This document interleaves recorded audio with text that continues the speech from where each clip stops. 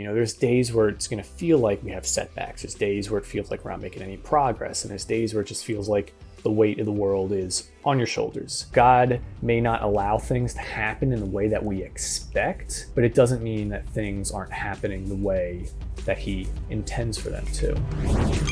You've got a dream to glorify God and make your mark on the world. Maybe you want to grow a business, start a ministry, or become a better servant leader. Whichever level in life you want to hit, I believe that God's calling all of us towards something greater than where we are now. So join me as I document my journey to learn how to grow an online ministry in ways that are effective, biblical, and aren't stuffed with complicated religious or business mumbo-jumbo. My name is Alec Kassan, and welcome to the Digital Ministry Mastermind Podcast. Hey, what is going on, current Christian family? It is Alec here. I wanted to take a moment just to say how thankful I am for you, for taking the time out of your day to listen to this podcast. It means a lot to me, and I'm going to be doing my best to provide you a lot of value. And in this podcast episode, it's going to be a little different than our prior ones, because most of the time I try to talk about things that are like uplifting, things that will kind of take you to that next step, that next level, whatever, however you want to say it, in your ministry, in your life. But that won't happen all the time. There's days where it's going to feel like we have setbacks. There's days where it feels like we're not making any progress. And there's days where it just feels like the weight of the world is on your shoulders. And I know yesterday for me, it felt like my body was just in agony of just feeling super overwhelmed with stuff. And that happens from time to time. And one of the biggest factors that can cause overwhelm that I've noticed personally are expectations. When you go online, it's so easy to see all these people who are posting photos of things going well. And it's one thing if it's like you're watching someone who you don't know, and it's just like, oh, Dwayne "The Rock" Johnson is having a great day. Good for him. He's a happy guy. He's got a very polished bald head. It's fantastic. But when you start seeing people's lives who are a little bit closer to you, or if you start seeing other ministries or other channels or other brands that are close to what you're doing, and you see that they're thriving a bit more than yours, it's, it can feel defeating at times. And it's because we have these expectations, and these expectations begin to get influenced by what we're watching and seeing online. So I was watching a video of this guy. He kind of does these things where he like exposes these fake gurus. And there's a video that he was watching and critiquing about a 19-year-old millionaire. And I don't know, I don't know the details of this guy, but it's just, I'm only mentioning it because it's one of those things that begins to set our expectations, where it's like, wow, now you can be 19 and be a self-made, quote unquote, self-made millionaire. And it begins to have you subconsciously or even consciously begin to compare yourself to them. And when you begin to do that, it can really cause a lot of harm, because God has a very specific plan for how He wants to lead your life and how He wants to grow you based on where you are, who you are, and what you came out of, and where He's going to lead you. There's so many factors that lead into it. And just to see someone else online and think, wow, they're further and I'm missing the mark because I'm not where they're at, it's just selling yourself short. And we see that in the Bible when Peter and some of the other disciples are kind of arguing. I think even in the book of John, he refers to himself as Jesus's favorite disciple. It's just come on, man. I understand if you talk in the third person, but you're referring to yourself as Jesus's favorite. And anyway, you begin to see that some of the disciples are starting to compare themselves to each other. And it's looking back, it's why even try to do that to yourself, you guys? It's you're all amazing in your own way. And we're able to learn so much just from the uniqueness of each of who you are. So don't try to be like the other person. We're already learning from that person. I want to learn from you. And in planting your purpose, that's a huge like foundational teaching, is that like you got to be you got to be the person that God made you to be. So when we're seeing these things online, it begins to influence our expectations based on like where other people are at. And God's like, don't worry about where they're at. I want you to focus on where you're at and who you are becoming. And I have a story actually about how my expectations were a little bit skewed, and it led to some serious self-doubt and like depression for a while. And the story basically goes like this. So I had signed up for a 3-day, 75-hour total immersion retreat, essentially. And it was being taught by people who were in the Navy SEALs, and was being instructed by men who had started their own multi-million-dollar Fortune 500 franchise businesses. So the whole idea with this is you sign up for this retreat, you go, you get like pushed to the maximum. And I'm kind of downplaying it a bit even. It's like they push you as hard as you can physically go, and then they instruct you mentally, for your business. And my thinking behind this is I want to go, and this was like really early on in the Current Christian ministry. It was actually like as I was getting close to finishing writing the Planting Your Purpose book, and I wanted to know, I was like, God, this, like I can tell that you really want to grow this ministry into something big, and I just want to know that I'm the type of man that I need to be in order to lead this ministry that you're going to be like giving me, essentially, that you want me to steward and look after. So my idea was I would go, and the retreat, like they push people so hard that like people legitimately will quit. So despite spending like thousands of dollars to go to this retreat, people will quit. And I was thinking like, by me getting to the end, by me making it through the 75 hours, that will prove that I'm the type of man that I need to be in order to lead this ministry. Now remember that, that's the expectation that I had set for myself. So going into this, it was super tough. We all met at a hotel. When the instructors get there, they put these black burlap sacks over your face so you can't see where they're driving you. And we're driving for hours and hours and hours and out to like the middle of nowhere. And then they take the bags off, and we're at a beach. And then it's starting immediately. They're yelling at you. They're calling you names. Like any stereotypical thing you could think from the military, like they're doing it. And after a few hours, this one guy, you could tell like he was really getting ready to give up. And we're like, no, let's just, keep going, keep pushing through.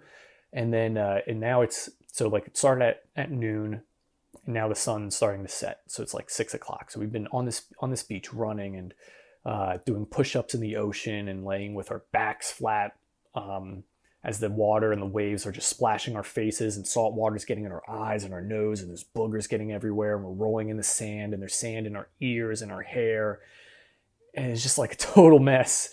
And then they're like, all right, guys, we want you to stop, take a break. So we stand up, and they're like, look over towards the sunset. And we're like, okay. He's like, see the sun setting down? We're just like thinking, yeah.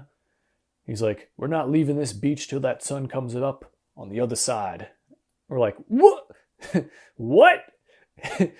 We're not going to leave till the sun comes back up? Like, hold up. What? Oh no. And I was like, holy crap, this is crazy. And a couple guys actually, they were like, I can't do this. And they left.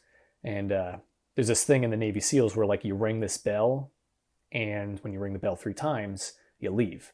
So no one makes you leave in this retreat. Like unless you get really, really hurt, unless your health is in jeopardy, like no one's going to make you leave. It's by one's own will, one's own volition.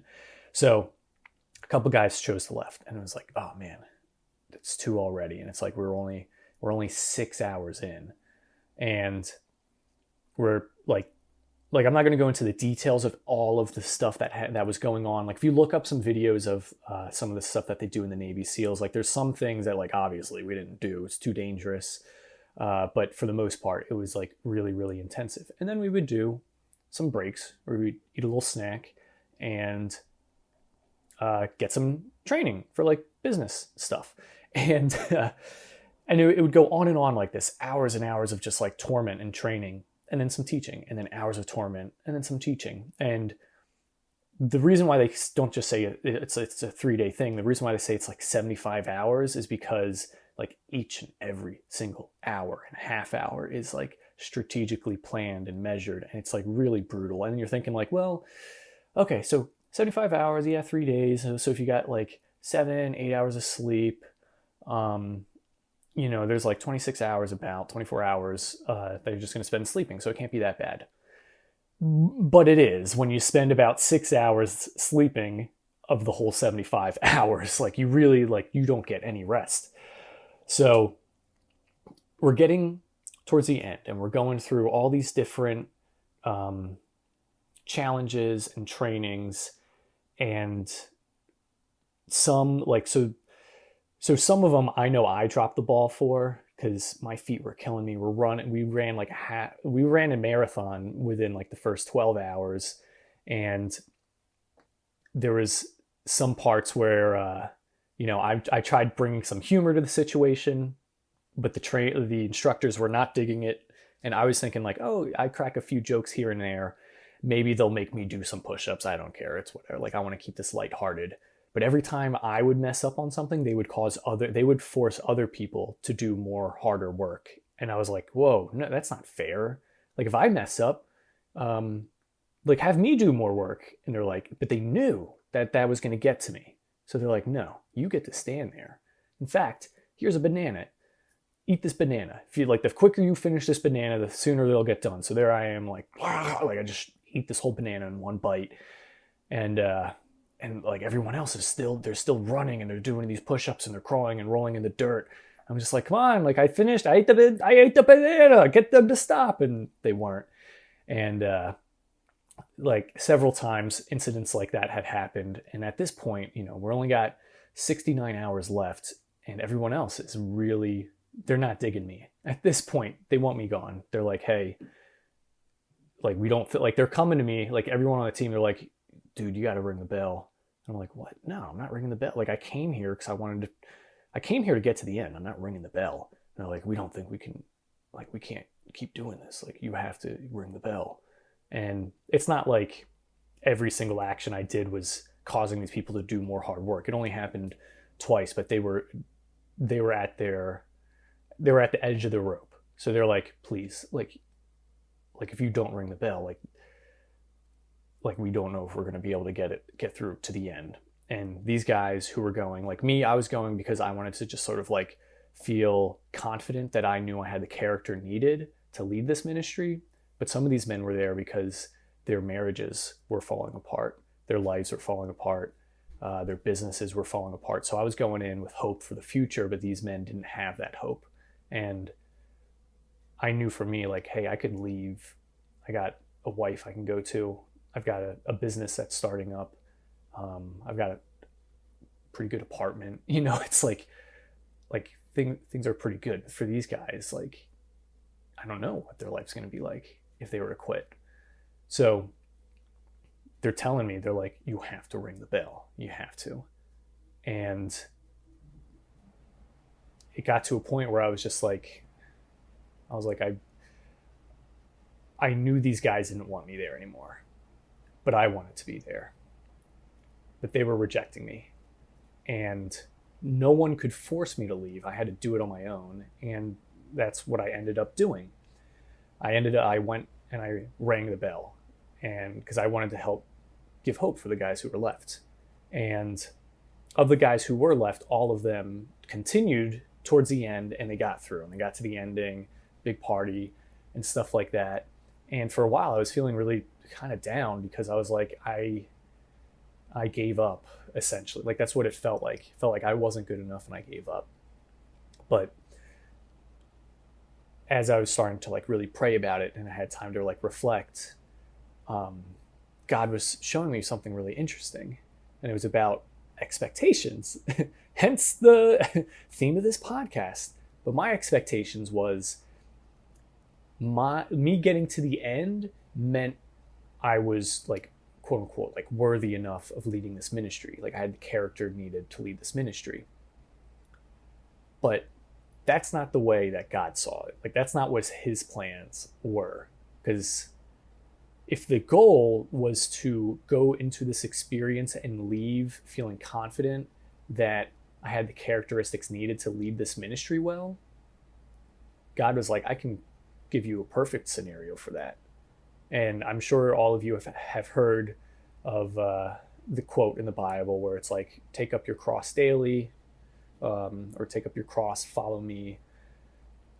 And that was one of those moments. I don't think I've really ever really fully like understood what that quote meant until reflecting back on when I rang that bell. Because no one could force me to ring that bell. I chose to.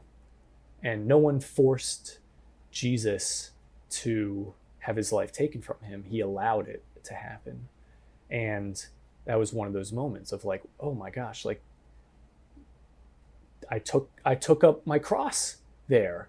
And it was one of those moments where it was like at the end, like when everything came down to this one moment, I didn't choose myself. I chose to help others.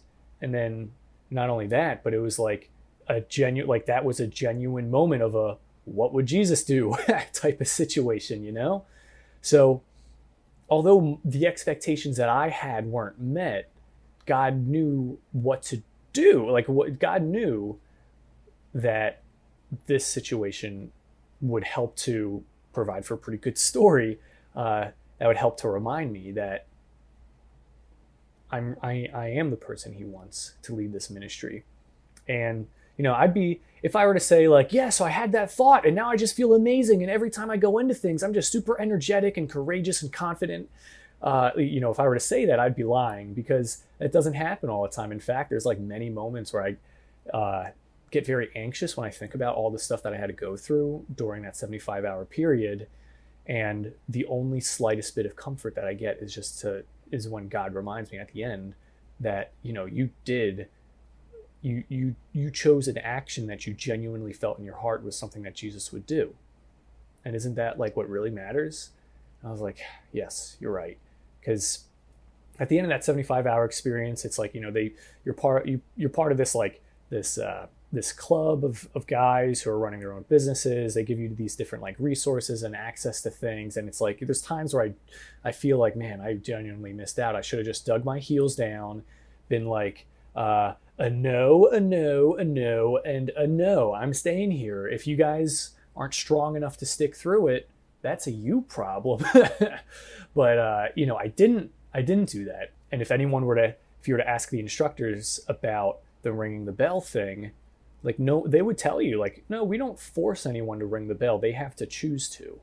And I'm not saying the guys forced me to leave. I chose to. I genuinely did choose to, but I didn't choose to because I felt weak or I felt like I couldn't complete it.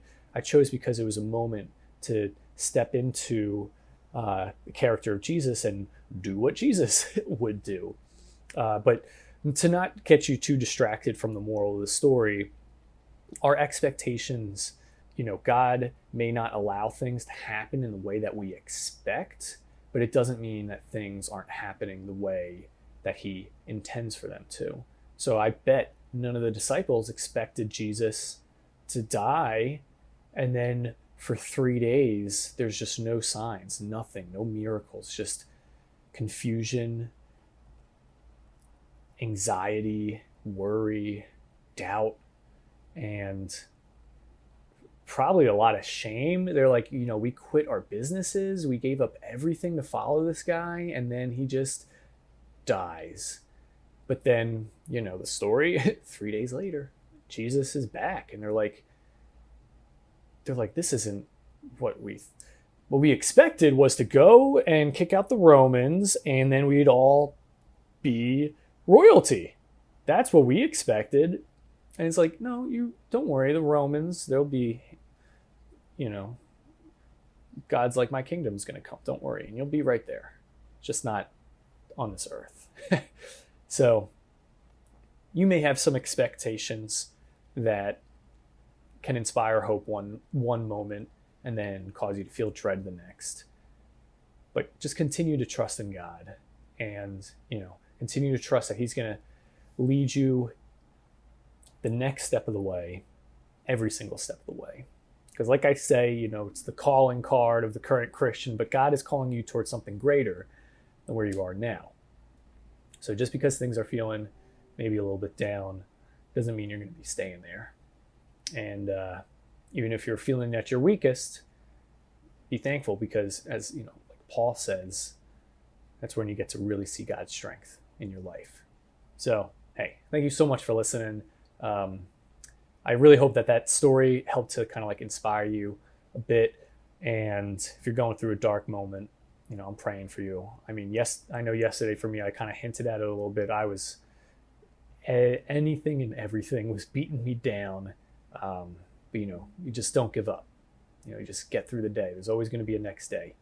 So thanks so much for listening. If you felt inspired, if you got some wisdom from this, then please, I ask you to show your support by subscribing. And hey, if you got a friend, church family member, someone who you think would really benefit from this episode or any episode prior, then I invite you to share this episode with them as well. So thank you so much for listening, and I will see you in our next episode. Are you a Christian leader looking to develop the skills needed to maximize the fruitfulness in your daily walk with Christ? Do you want to overcome the burden of not living life to the fullest and fully step into your God-given calling? If you do, then you should get a copy of my book, Planting Your Purpose, a 20-day guide to discover God's calling. It's not just another devotional book.